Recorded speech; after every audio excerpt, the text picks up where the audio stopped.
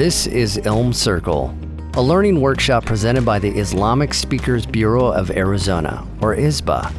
ILM stands for Intentional Learning for Mutual Respect, the foundation of what ISBA is all about. So good evening, everyone, and welcome to the first ILM Circle for 2026. My name is Michelle Marion, and I'm very, very pleased to welcome you all to our first ILM Circle for our new year. We have a really exciting topic tonight, and then I also have a few flyers that I'm going to share with you and for some upcoming events that the Islamic Speakers Bureau of Arizona is hosting in the next couple of weeks. So I will share those with you so that you've got the digital formats and can register for any and all of the sessions that we'll be hosting in the next couple of weeks. As I said, my name is Michelle Marion, and I am one of the volunteers for the Islamic Speakers Bureau of Arizona. And I'm very pleased to welcome everybody to tonight's topic, introducing the origins and the development of Shia Islam. We have a very special guest presenter with us tonight. Dr. Akbar Shah is with us. Dr. Shah was born and raised in Karachi, Pakistan. He grew up spending several summers on his father's ship, traveling the world, and aspired to be a marine engineer. He spent 2 years on ocean-going merchant marine vessels touring the world. Dr. Shah holds a Bachelor of Science degree in statistics from Karachi University and a second Bachelor's of Science, a Master's of Science, and a PhD in mechanical engineering from the University of Utah in Salt Lake City. Dr. Akbar has extensive experience in solving complex technical problems related to defense and aerospace industries spanning the last 30 years. Currently, he is an NG Fellow at Northrop Grumman's Space Program Sector, working with NASA in solving critical issues on the Habitation and Logistics Outpost, also known as HALO, module, which is one of the first modules of Gateway Lunar Station, which is part of the Artemis mission. The HALO module is slated to be put into orbit around the moon in 2027-2028. Dr. Shah has lived in Arizona since 2001. He is married to Nasheen and has 3 children and 2 lovely granddaughters.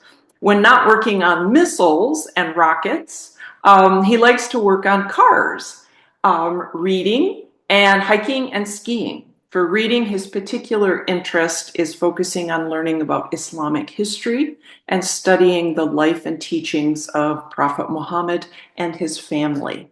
So we're really thrilled to have Dr. Shah with us this evening. And he has a nice presentation prepared for us. If you have questions as we go, please put them in the chat and we'll address those at the end of Dr. Shah's presentation. And without further ado, I'm going to turn things over to Dr. Shah. Thank you so much. Thank you, Marion. Let me turn on the presentation.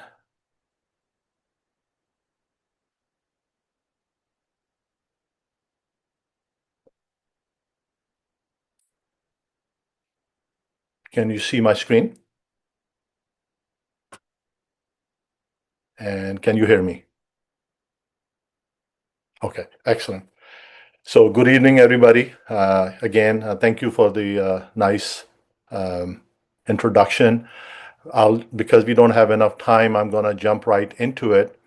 The background of what you are about to hear, obviously, is my perspective on the origins and development of Shia, which is in quotes for a reason, and hopefully I'll be able to explain that.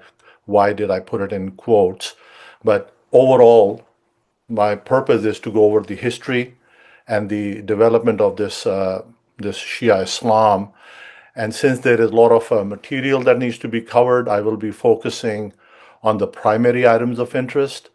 and may have to gloss over some secondary details.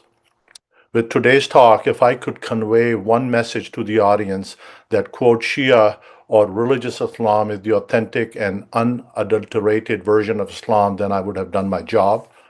I will try to show this authentic version of Islam is the one that was preached by Prophet of Islam, Muhammad, peace be upon him, and then propagated and safeguarded with literally their lives by his select members of the household called Ahlul Bayt.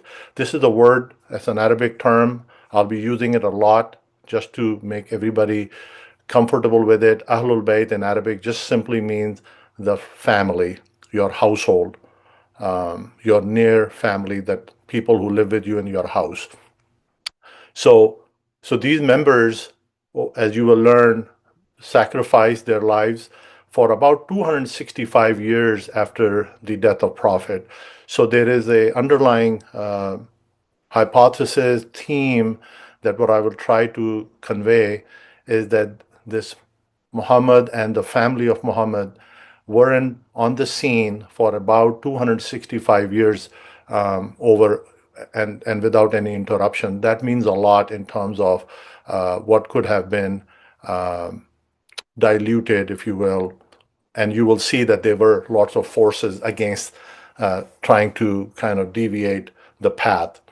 So leading the charge after Muhammad, you will learn, was Ali ibn Abi Talib, his cousin, his son-in-law, and after him, his descendants through his wife Fatima, who was the daughter of Prophet Muhammad.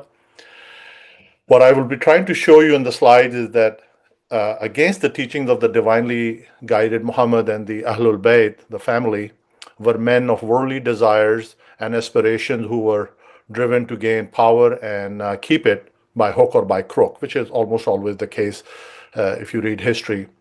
As you will see, the Umayyads, which is the dynasty that came after a little while after the Prophet, and the Abbasids, who for their own selfish purposes turned a beautiful religion of peace into what we call, in the words of a Pakistani scholar, Maulana Abul Kalam Maududi, a dynastic monarchy, or Khilafat-e-Malukiyat is another term. So with that explanation, I want to start with a preamble of a person that you just heard his name, the cousin of Prophet, that says that verily truth and falsehood are not known by the statutes of men. Know the truth, and you will recognize its people. Know the falsehood, and you will recognize the one who brings it. So this is a quote from Ali ibn Abi Talib I want to start with. And then the discussion or the presentation will be in the following mode. We will start with what is Islam. For some of you may not have full understanding, so I just wanted to kind of very briefly give you a background. And then a very important topic is significance of clans in the Arabian society. We are going back in time 1400 years plus, so you have to really understand the significance of clans and everything that went about. So you cannot understand it or appreciate it if you don't understand that. So I wanted to highlight that.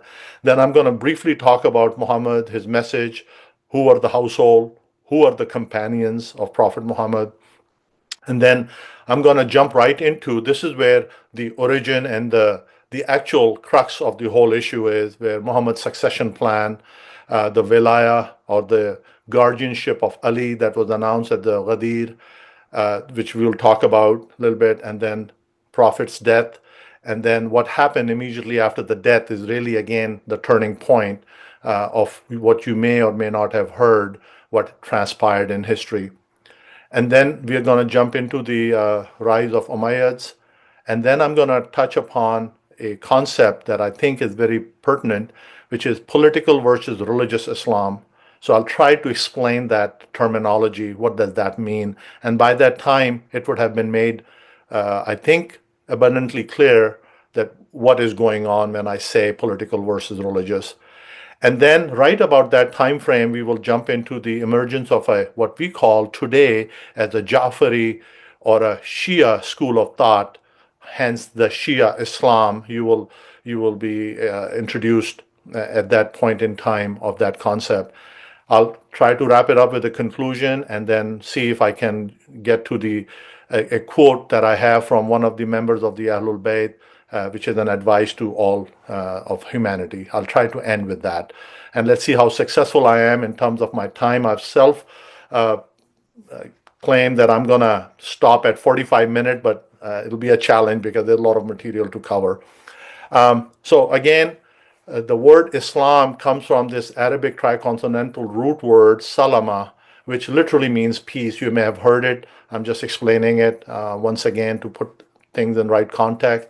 In a religious sense, Islam means to surrender or submit, signifying an external manifestations of your inner convictions towards the obedience to the will of your God.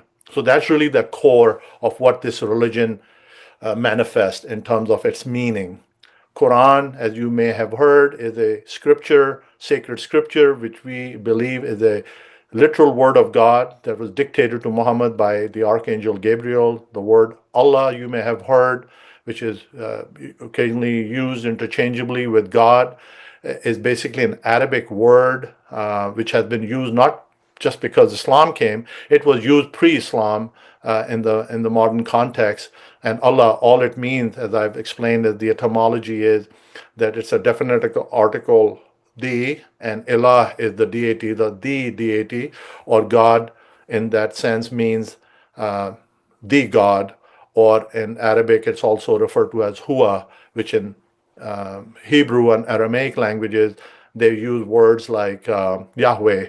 So you may have heard that. So it's all continuation of that, is what really I'm trying to explain here.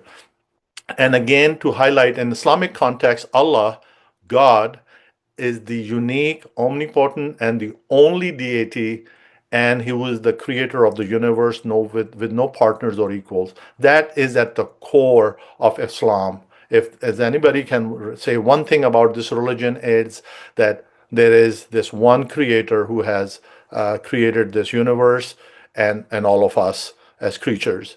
And this terminology is called Tawheed in Arabic, or unity. So that's just something I wanted to explain. And to put things in context, Islam is an Abrahamic monotheistic religion, teaching that there is only one God, and like I said, Muhammad is the last messenger of God. And if I were to let me go to the next slide here. One thing I want to point out here is that Islam is not like a new religion. It's a continuation of, like I said, Abrahamic. It's a chain of the same in the chain of Abrahamic religion.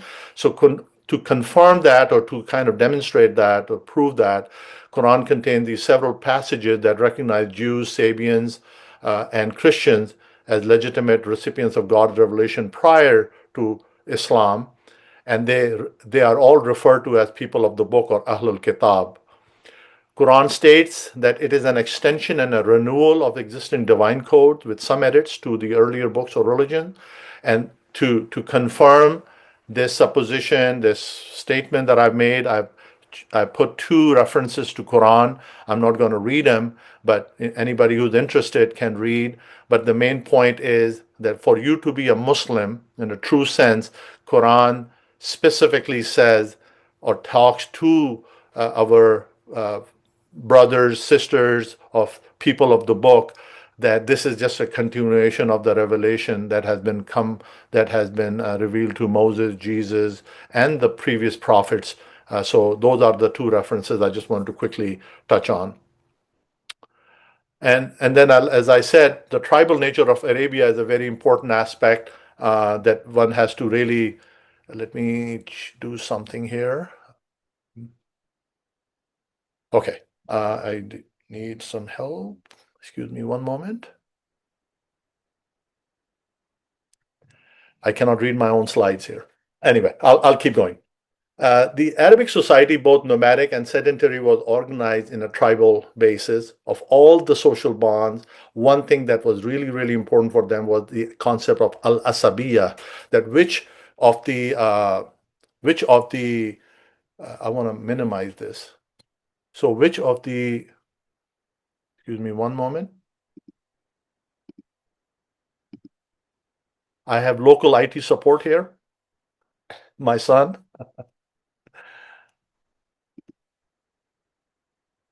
Sorry for the interruption. Okay. So the point I want to get across is that everything circles around the tribe. Nothing uh, is without the tribe, and that concept of asabiya, or later on the concept of your hasab, that any claim to prestige and honor of the individual members as the whole tribe, which is hasab, was perhaps exclusively dependent on that of the ancestors. So as you will see, I'll throw in words like Umayyads, the Abbasids, the Hashemids. So that's why I wanted to kind of point this out to you, that this is really, really important thing that you have to keep in mind, that it may not make sense in modern time, but it was really the way it was. This is to give you a context of where we are in terms of geopolitical sense, or geological sense rather. So right there in the center, you see Mecca. This is the modern day Saudi Arabia. This is the entire area over a period of time as the Muhammad's message spread across. Wanted to give you that perspective. So if you are not clear where this place is, where all of this action took place, so focus on the Mecca and the Medina, which is right in the center of the screen. Okay, so with that, just an introduction to the Prophet. He was born in 570 AD in the Arabian Peninsula that I just showed you. He belonged to the tribe of Quraysh, the larger tribe, and the subclan was Banu Hashim, so that's why he's called a Hashimi. He lost both parents in the first few months of his life, and consequently was raised by his uncle Abu Talib. He worked as a trader, managing shipments of caravans for an affluent merchant, Khadija, who he ended up marrying eventually. He was known up until the time he received the revelation as the truthful one, Al-Sadiq, and the trustworthy one, Al-Amin, in Mecca by his colleagues and people who lived around him. And in about 610 AD, Muhammad when he was 40 years old, is when he announced he had received a revelation, Quran, of God through Archangel Gabriel. Muhammad, as I mentioned earlier, is a direct descendant of Prophet Abraham through his son Ishmael. And the first invitation that Muhammad gave about 3 years after the first revelation was what we call as Dawatul Zul Ashira, where he was instructed in Quran with this revelation, chapter 26, verse 214, وَأَنزِرْ أَشِيرَتَكَ الْأَقْرَبِينَ, and Muhammad warned all, starting with your closest relatives. So he hosted a dinner, and in that dinner he asked, who among you, and now he's asking his clan, who among you will support me in this matter, so that he may be my brother, my successor, and my caliph among you. And when he had asked a couple of times, this teenage boy, that Ali, stood up every time, and then eventually Muhammad declared that, verily this is my brother, my successor, and my caliph among you, therefore listen to him and obey. They all ridiculed him, by the way, at that time, that this teenager will be supporting you, so good luck to you. So then, and I provided some references for anybody who's interested later. So what did he preach? So number one is bear witness there is no God, which is what I've elaborated already, and Muhammad is the prophet. As a Muslim, you have to pray to your God 5 times a day. You have to give charity, which we call zakat. You have to fast during the month of Ramadan from dawn to dusk for that whole month. You have to do pilgrimage to Mecca if you are able to, financially and health-wise. You have to believe that Allah is creator, is just. You have to believe in the day of judgment, that it will happen. And Quran is the word of God sent as guidance for humanity. We have to, as Muslims, always be enjoining good and forbidding evil in all shape and forms. We have to be kind to the family and neighbors. We have to take care of orphans, children, widows, and the elderly. And the best among humanity are those who are the most God conscious, the best manner, who have the best manners and morals. There is no exception to that. Even as you will hear different names that will come up in the subsequent slides, it doesn't matter who you are. If you don't fit this if you don't pass this litmus test, then you are not one of the best. So, in order for you to be best, you have to be a God conscious, God fearing, and a person with best manners and morals.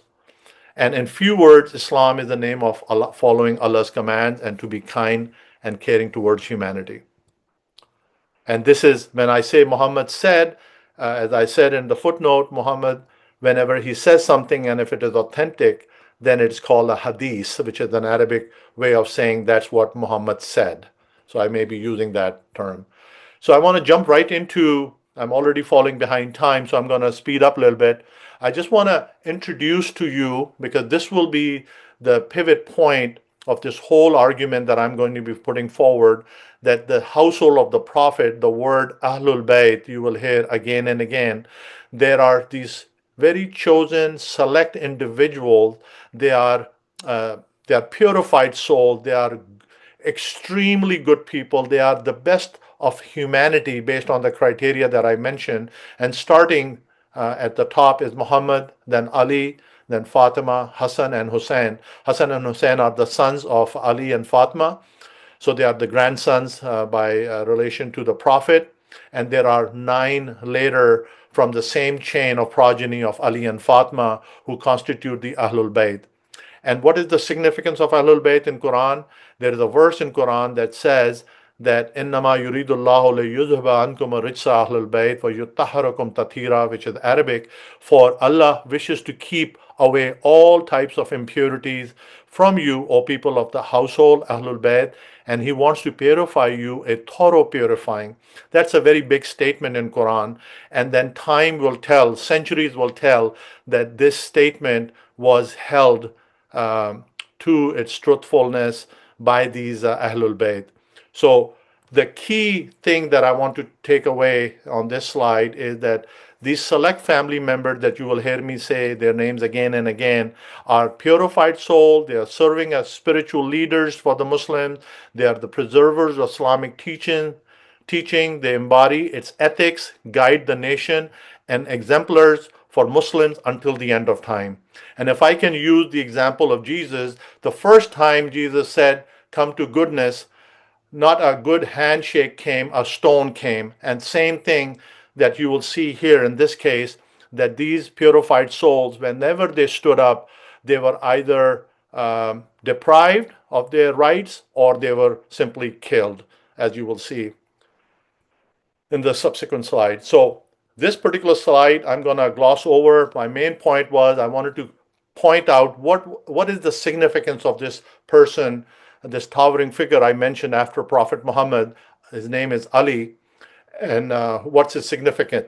So number one, he's raised by Muhammad from the time he was born, and then he is the most bravest and most chivalrous supporter of Muhammad amongst all of his supporters and companions. He's the most virtuous, he's the most righteous, he's the most just, knowledgeable, pious supporter of Muhammad. And in Muhammad's words, he says of Ali, and why I'm emphasizing on it is you will see that the entire plot of what I'm about to share pivots around this particular person, Ali.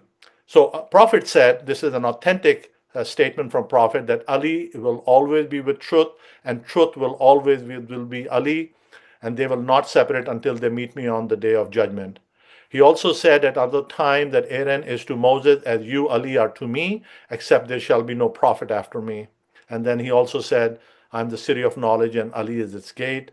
Looking and remembrance of Ali is an act of worship. That's a very, very bold statement that Prophet made. And every attribute, like I said, and I may keep repeating that, every attribute he said meant that there will be a child that he will have to sacrifice down his progeny, unfortunately. And Ali is referenced in Quran as a friend of Allah for giving charity while he was praying. I will skip this right now in the interest of time.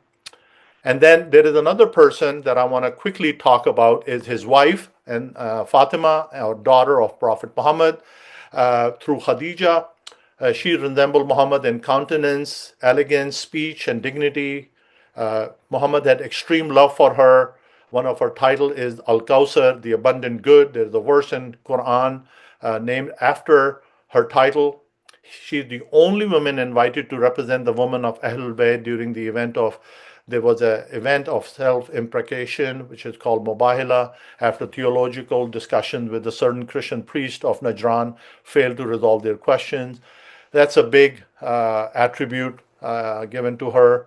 And then Quran references in one of the chapters, Surah Nur, her house, Bayt Fatima, as one of those houses which the words of Quran are that Allah has ordered this house to be elevated, where His name is glorified in mornings and evenings. Muhammad also said of Fatima that she is the spiritual leader of all of the women of the world and of paradise, and her sons Hassan and Hussein are the leaders of all of the youths in paradise. Prophet also said, Fatima is part of me. Whoever angers Fatima angers me, and whoever angers me angers Allah. Then you also need to understand the role of companions. These are called ashabs. They come in different gradations. So just like what I said, the Ahlul Bayt are the purified soul. Companions are those individuals that at different times in their lives, they started believing in the message of Muhammad.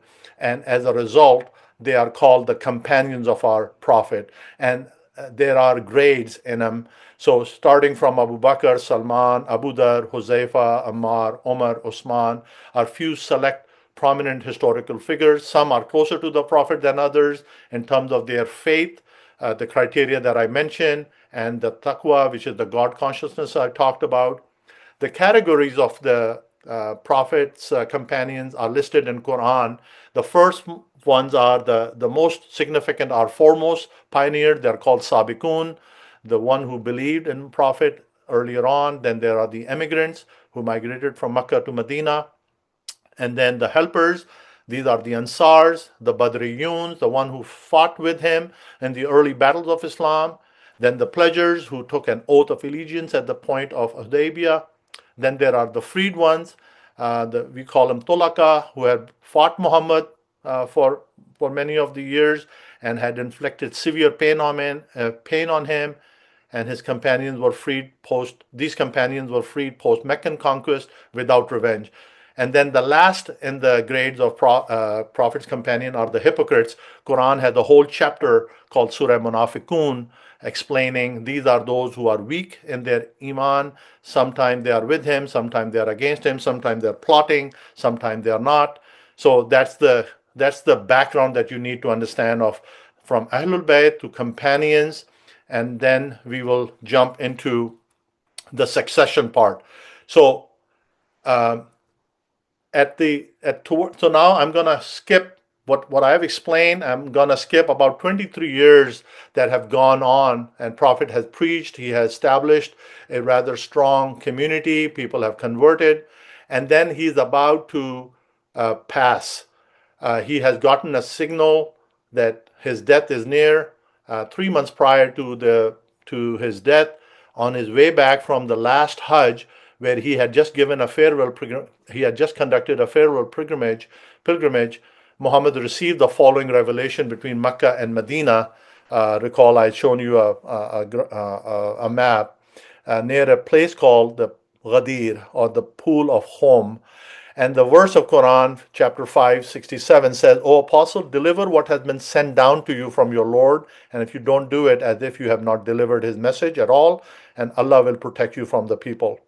So after getting that message, that revelation, it is noted both in Sunni Shia archives that more than 100,000 companions were in front of him, where he said that it seemed that time has come where I shall be called away by Allah.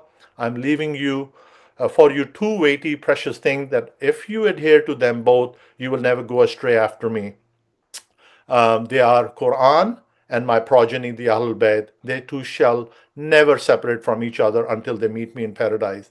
Then he held Ali's hand and lifted it higher and said, Behold, whoever I'm his master, Ali is his master. O Allah, stay firm in supporting those who stay firm in following him. So he clearly labeled him, listed him, showed him in front of people that this person is my brother, executor of my affairs. Recall in the Dawatul Zulashira, the first invitation given, same thing repeating after more than 40 years or so, that this person is really the legitimate successor of Prophet. So he says it in front of 100,000 companions. So you would think that there should not be any doubt about it. And as you can imagine, that history will be very different from this point on. So going forward, I will call that day as the birthday of, quote, Shia Islam, because on that day, when he made that sermon, the worst came, which is chapter 5, verse 3, that this day I have perfected your religion for you, completed my favor upon you, and have chosen Islam as your religion. These people who heard this message from this point on in history, you hear that they are called Shiat ul Ali, or friends or party of Ali, for obvious reason.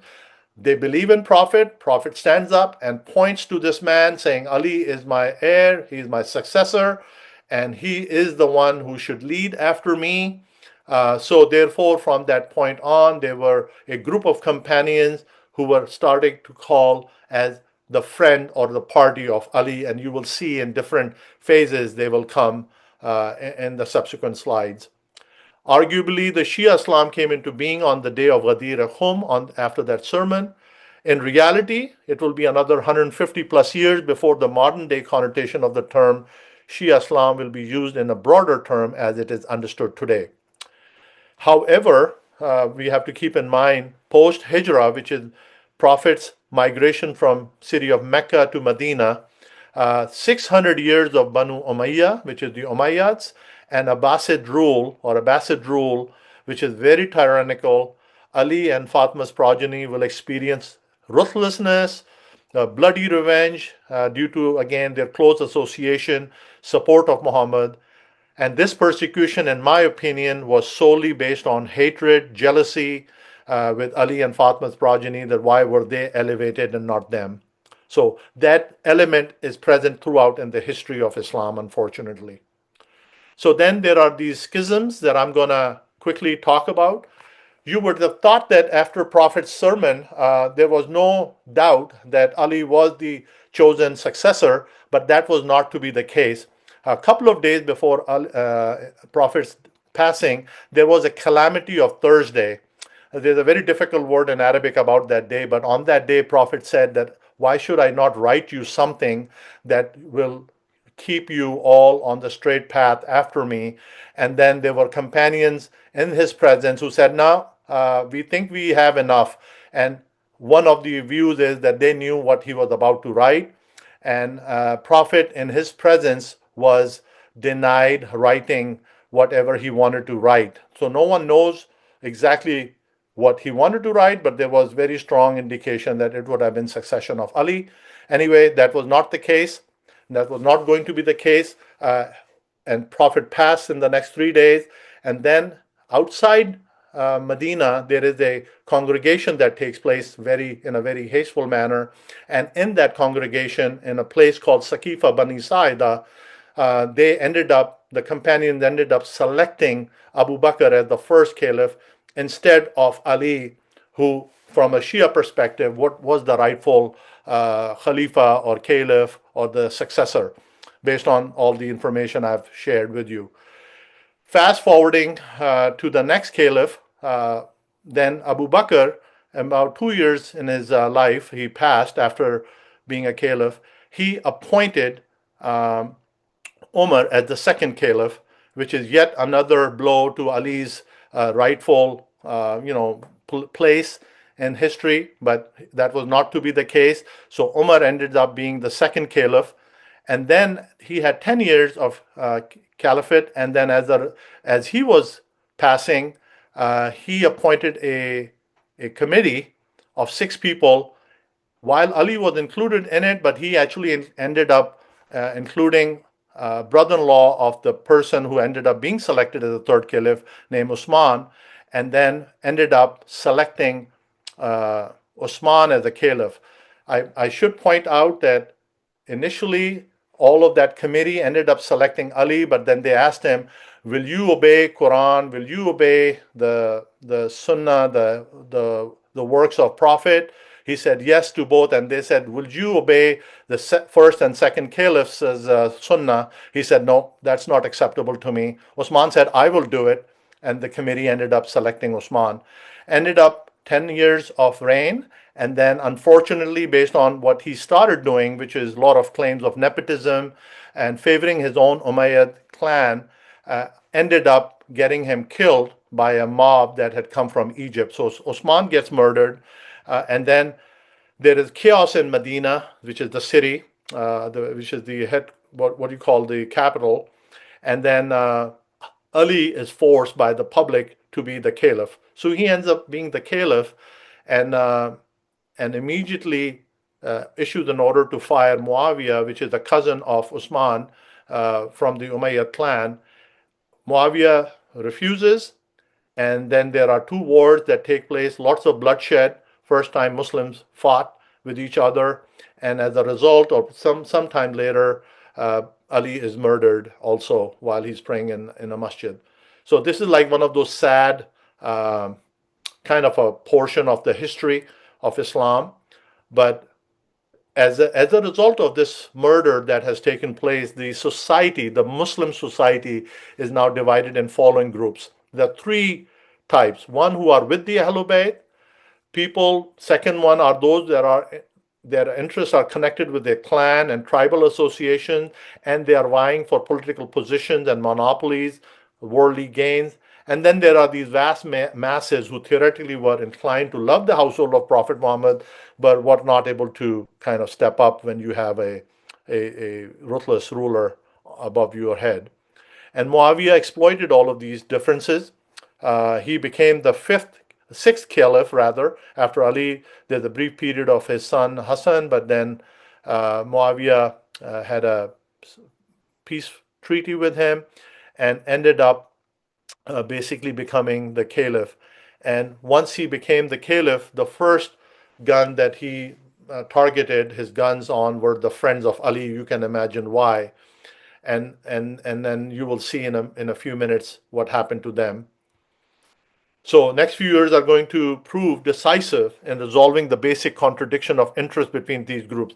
So if you have followed me so far, what you are seeing is that the Prophet's decree is not being followed and political gains are really at play. But now we will add another, sorry, I'm going to skip this slide and I'm going to jump right into Hassan's younger brother Hussein, which if you recall, Prophet had declared him as the leader of the youth of the paradise.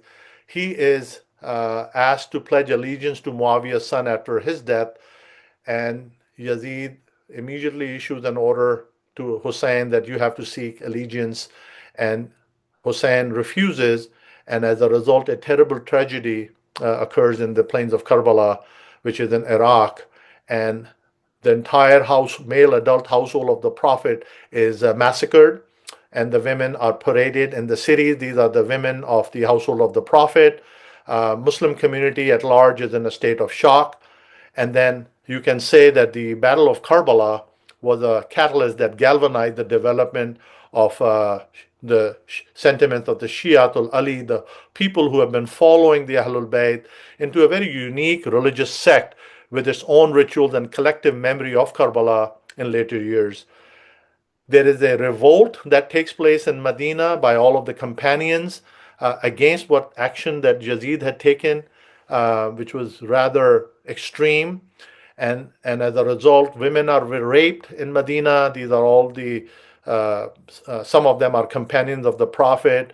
And then the house of God, Kaaba, is attacked and damaged in Mecca by Yazid and the Umayyad forces.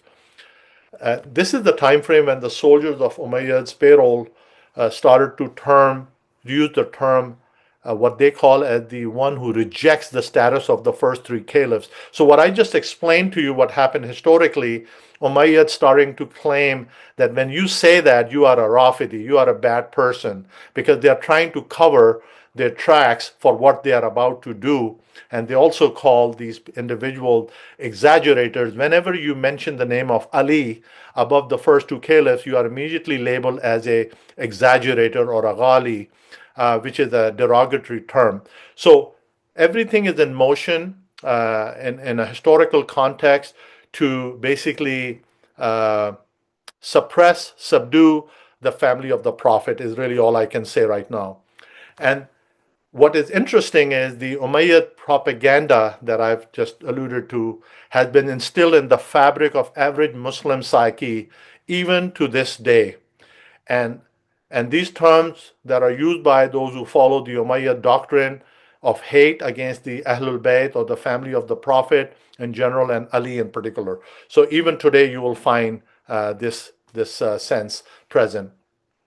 So now that brings us to a little bit of a, if you have been tracking, and my apologies, I've not mentioned on the top, this event that I just mentioned happened in about 61 years after Prophet had migrated. So apologies for not pointing that out. I've been tracking this time frame on the top right. So this is 61 years after the Hijrah.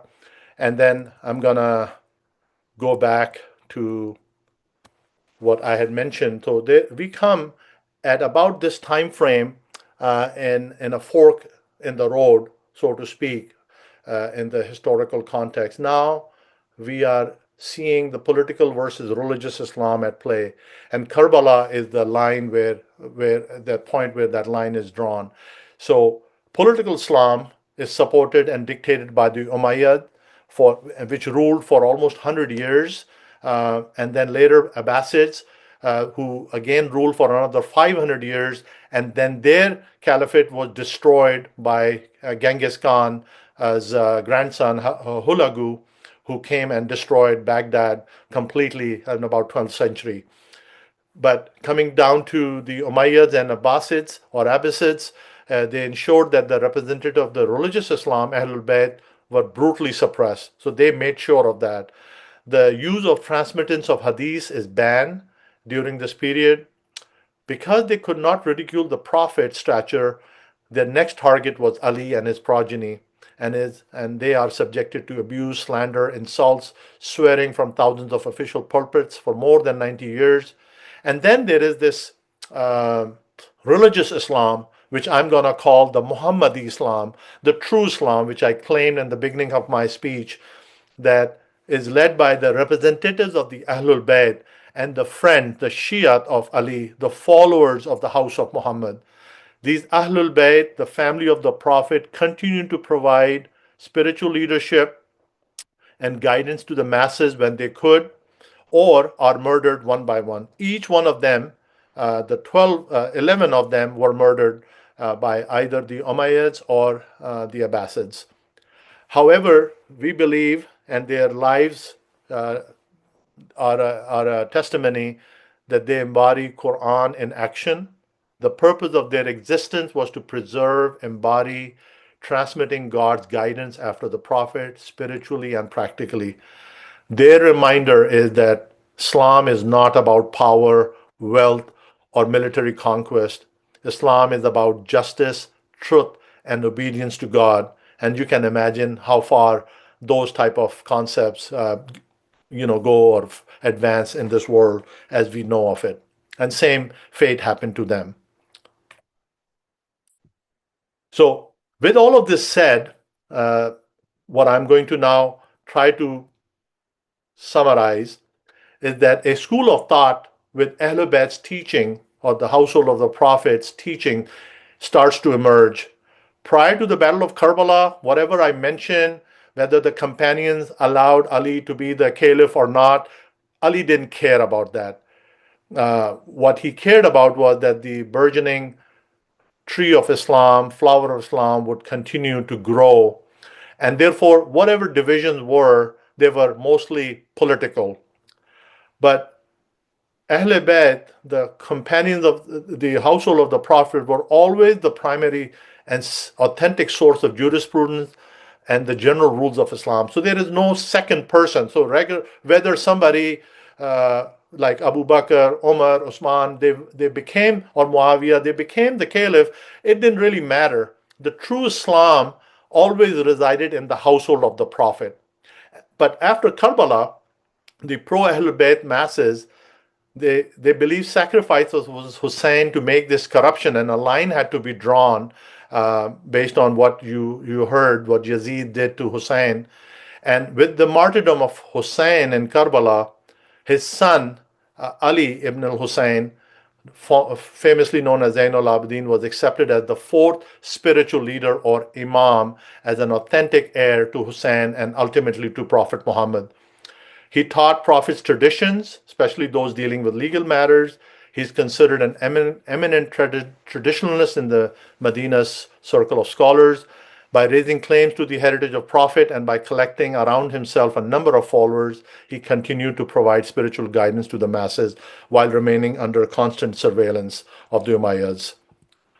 So if you were to ask me, so at what time the quote Shia Islam comes into the picture from a historical context, I will say about 83 to 148 years after the Prophet had migrated from Mecca to Medina. And this is the 677 to 765 AD. This is when the person that I just mentioned, Ali, son of Hussein, his son Bakir, Muhammad Bakir, and later grandson Jafar al-Sadiq, they took the mantle of religious leadership for Ahlul Bayt. There is a shift taking place in the larger empire. The Umayyads are being challenged by the Abbasids, and there is some vacuum given, and the focus of the rulers is no longer on these Ahlul Bayt. They are now fighting amongst themselves that who will be the next ruler. So that gives a lot of room for this quote Shia Islam, quote unquote. And Jafar, which is the great grandson of Prophet Muhammad, was teaching more than several thousand students in Medina at that time. And to his credit, people who will later become the champions of the Sunni Islam, one of them notably is Abu Hanifa and Malik bin Anas, they were actually his students of Jafar as-Sadiq. So even today's or modern day Sunni Islam actually takes 100% credit for learning Islam from the house of Ahlul Bayt. That's another thing I want to point out very clearly, that political divisions aside, only one flavor of original religious Islam has always been in practice, the one led and guided by the Ahlul Bayt. And that went on for about 250 years. In fact, actually it's 265 years, but about 250 plus years after Muhammad's death. So as you can see that there's a continuation. Now, different schools of thought indeed started to emerge, and then they eventually, under the patronage of Abbasids, Seljuks, and later Ottoman Empire, they officially adopted the Hanifism or the teachings of Abu Hanifa, and that's why you will see lots of Hanafis in the Islamic world. And later, collectively, the Sunni, the Ahl al-Sunnat with the actual term Sunni Islam as a distinct school was solidified in about 9th century, which is about 300 years after the Prophet's migration. So,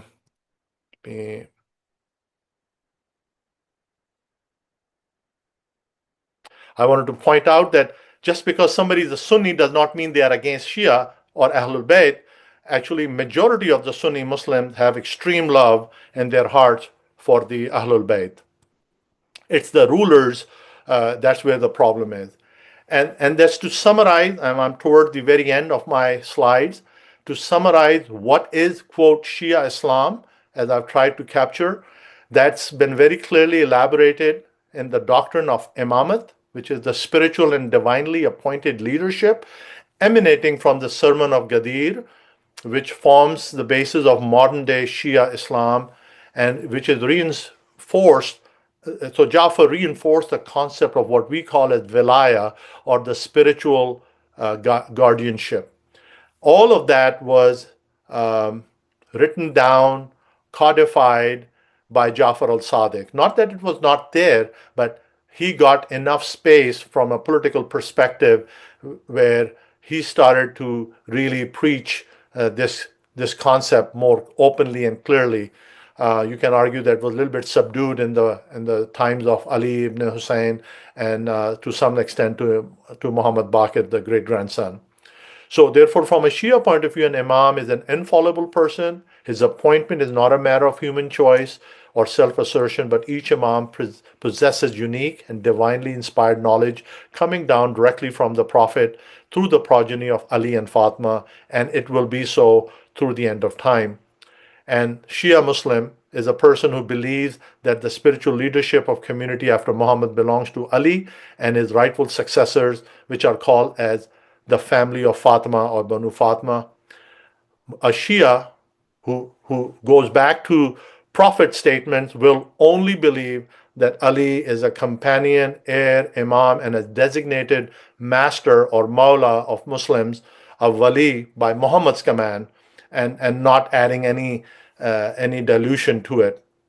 However, it is true that Ali's rights were usurped and on account of jealousy towards his virtues, being from Banu Hashim, staunch and unrelenting support of Muhammad, and his killing of numerous tribal chiefs in support of Prophet Muhammad in the early battles to save Islam. That cost him a lot.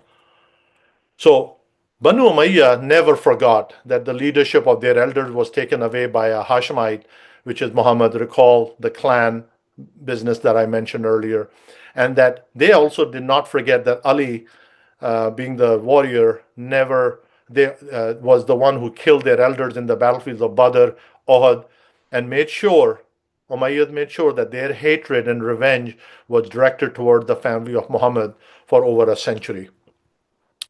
So, last two slides, if I can re-summarize what I've said. Once Jafar, the great-grandson of Muhammad, asked one of his students, "What is your creed as a Muslim?" His student replied, and this should be the creed for all Muslims, by the way. This is not something that was made up. Hopefully that point has been made abundantly clear. He replied that my religion is that I testify there is no God but God, and Muhammad is his apostle and servant. I testify that coming of the day of judgment is not subject to doubt. God will resurrect those in their graves. I testify to the obligations of prayer, paying charity, fasting in the month of Ramadan, and duty of pilgrimage to the house of Kaaba for those who have the means for it. I testify the wilaya or the guardianship of Ali ibn Abi Talib, the commander of the faithful after the Prophet of God, and the guardianship wilaya of Hassan, Hussein, Zainul Abidin, Bakr, and after yours. I testify that you are the Imams, the leaders, the spiritual leaders. In this religion I live, in this religion I shall die, and this is the religion by which I worship God. Having heard this, Jafar declared, "This, by God, is indeed my religion and the religion of my fathers who worship God openly and in secret." And here's the key thing he mentions: fear God and hold your tongue from saying anything except that which is good. If you recall, I mentioned what is the purpose of these Ahlul Bayt, the companions of the Prophet. It really doesn't matter whether they got the caliphate or not. Their message to humanity is only saying good, only doing good. And that's really the true message of Islam, if I'm able to kind of reinforce it for the audience. So, in conclusion, contemporary Shia Islam today, with all of this background that I've really zipped through with the lightning speed, that a follower of Shia Islam is actually a person who is following the religious version of Islam. I believe that it manifests the most fundamental and unadulterated path to realizing the teachings of Prophet Muhammad if you are a believer in Muhammad. The term, quote, Shia today refers to the 12er Shia Muslim or the Asna Ashari, who believe in the 12 divinely appointed Imams who are from the Ahlul Bayt, especially from the progeny of Ali and Fatima, as I mentioned. These spiritual leaders, Imam, possess the character and morals of the Prophet and are his spiritual inheritors. In words of the Prophet, loving them, talking about them, even looking at them, completes the faith of a Muslim. So if a Muslim somebody becomes a Muslim by saying, La ilaha illallah, Muhammad Rasulullah, there is no God but God, and Muhammad is his messenger, you only become a Muslim. Only until you believe that you have the love of Ahlul Bayt in your heart, according to Prophet, you then become a mu'min, a practicing Muslim. And on the contrary, whoever has a malice or spite against them, against the Ahlul Bayt, is going to be answerable to the Prophet on the day of judgment. This is what the Shias believe. This is what Prophet taught us. The last of these 12 spiritual leaders, the very last one, is Muhammad al-Mahdi, who Shias believe is an occultation and will resurrect toward the end of time, representing Muhammad along with Jesus. Sunni Muslims also believe in the Mahdi being from the progeny of Ali and Fatima. The only difference is they believe he has not been born yet. For your information, there are about 150 to 200 million Shia Muslims worldwide. And I will end by sharing, and I'll leave it on the screen, and maybe I will start taking questions if there are any. There is the advice of from one of the members of the Ahlul Bayt that I want to share. It's not for a Shia or a Sunni, it's for a human. And it says, O son of Adam, you are on the right as long as you are admonished by your own self. Care very much for maintaining judgment with yourself, and take fear of God as your slogan and caution as your garment. O son of Adam, you will unquestionably be dead, resurrected, standing before your Lord the Majestic. You should prepare an answer for all that you have done. Ali bin Hussein. This is the great grandson of Prophet, his quote. With that, I will end my discussion here or presentation and open for any questions that you guys may have. Thank you, Dr. Shaw. That was very, very illuminating. And we do have several questions that have come in the chat. I'm going to throw you a really easy one, I think, first. It comes from Rock Fremont. And Rock asks, is there a Shia masjid in the Metro Phoenix area? And if so, are more than one or just a few? Or I am aware of three okay. mosques in the larger Phoenix area. There may be another one, but I'm aware of three. One in Mesa, one in Tempe, and one in North Phoenix. Okay. All right. Thank you. And kind of related to that is a question that came in from Jeff Heimer. How is the leadership of the Shia awarded in the past and then today? Is it similar to the past as what we're doing in contemporary times? Has it evolved at all? Yes. The true answer to that, or the correct answer, is each Muslim is duty bound to be a scholar. In Islam, there is no room for priests per se or preachers per se. That was not something that Prophet of Islam encouraged. However, over the centuries, it is true that we have preachers, we have priests, but there is not really, if I can use the example, because we live in a place where there are a lot of Mormons, for example, there is not a structured like in the Mormon church, you have structured hierarchy. There is no structured hierarchy in the Shia Islam, even though you will hear terms like Ayatollah or Hujjatul Islam. So there are scholars and they're knowledgeable people, but me as a Muslim, Shia Muslim, I'm not necessarily duty bound to follow one of them. With a slight twist, for jurisprudence matters, it is highly encouraged that either you are at an elevated level of knowledge or you follow what we call as a mujtahid, or a scholar who has a degree, has a level of authority based on his knowledge. So a little bit of a wishy-washy answer. Short answer is each one of us is supposed to be a scholar. In real life, that just does not happen. So we do have a system of preachers or people who are scholars, if that answered the question. Okay, I think so. And then also related, going back to Rock Fremont, he asks, and I'll give you an example. Within Christianity, Eastern Orthodox Christians, Roman Catholic Christians, Protestant Christians, they have variations within the Bible. Are there variations within the Holy Quran between, say, Sunni, Shia, Sufi, or is it the same Holy Quran that is used by all? Absolutely no difference. Zero. Okay. You said that first, I think, somewhere. And then Rock has another interesting question. I've kind of held this back a little bit. How does the Ismaili tradition fit into Shia, or does it fit in? Let's maybe start there and then how. Excellent question. It fits right in the Shia, and the way I will explain is the gentleman or the person that I mentioned, Jafar, is the sixth descendant of Muhammad. His older son's name was Ismail. His middle son's name was Musa Kazim. Anybody who followed Ismail, which was a small group of individuals who followed, that person, that group of people is now termed Ismaili, and they are still Muslims. They believe, so for you to be a Muslim, you just need to say the Shahada, which is La ilaha illallah Muhammad Rasulullah, no God but God, Muhammad is messenger.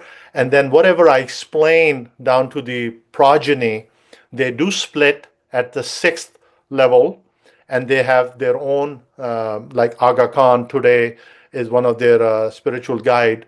So in my opinion, they are Muslims, but they have some unique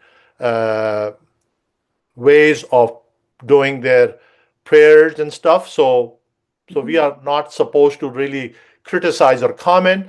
If you ask me, are they Muslims? I will say yes, they are Muslims. Okay. All right. And then kind of related to that, Ali asks, what are some of the bigger differences you can identify when it comes to ritualistic practices, say between Sunni and Shia? Yeah, so the biggest one would be, that comes to my mind at least, is the Shias fervently commemorate the death of or the martyrdom of Hussein in Karbala.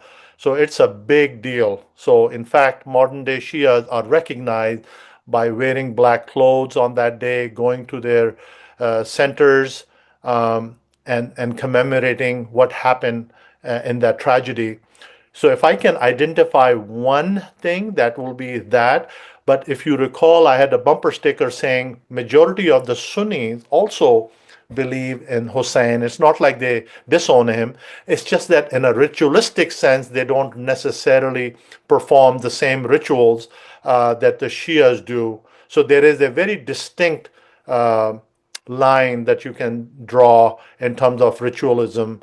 But coming back to the core of the belief, whether it's Shia or Sunni, whether you think Abu Bakr was the right caliph and you think Ali was, that's beside the point. There is no differences in the core beliefs of Islam between the Shia and Sunni, other than what I have identified or pointed out. All right, great. Thank you. Well, we are at our 60-minute mark here. So we do have a couple of other questions that have not been addressed, but I want to be respectful of our 60-minute window of time. And so perhaps we could send Dr. Shah the remaining two questions, and Asra could share those responses at a later time with the people asking. So I want to thank all of you so much for joining us this evening. We've had a wonderful and engaging time. And I do have, I'm going to just pop it into the chat. Again, the flyers for the upcoming events in the next 3 weeks for our youth, for our Tri-Faith community, and then also our next ILM circle. So if you're interested in any of those, you may find the registration links with those flyers. And I'm going to thank you, Dr. Shah, for putting together such a wonderful presentation and taking your time to share it with us this evening. And of course, thanks to Asra and to Joe for the planning and the producing of our monthly ILM circle. So I wish you all a good evening, and I look forward to seeing you all soon. Thank you.